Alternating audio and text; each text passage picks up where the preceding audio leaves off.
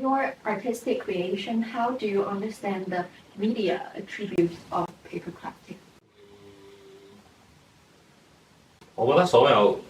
有好多手工藝嘅嘢咧，其實喺以前嘅時代咧，同日常生活係好緊密嘅。即係個意思咧係即係等於以前畫國畫嘅嗰啲人啦，佢用毛筆啦，用墨啦，咁嗰啲係佢寫書信嘅時候會用嘅材料嚟。咁如果你話紙紮都係一樣，即係紙紮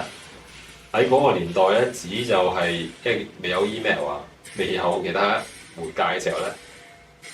紙紮紙藝嘅創作咧，其實係同生活好緊密嘅一啲嘢。即係我會覺得以前呢啲嘢嘅傳統，佢保留咗一種記憶咧，就係我話呢啲傳統手藝曾經係同個生活好接近。即係而家我哋去再睇翻呢啲可能已經同生活越嚟越有個距離感嘅呢啲手藝咧，其實有一種好奇怪嘅懷緬嘅感覺咯。我覺得即係佢係喺個文化意義上咧，我覺得佢係記錄咗人類一個某個時期嘅生活方式嘅。即係雖然而家我哋已經可能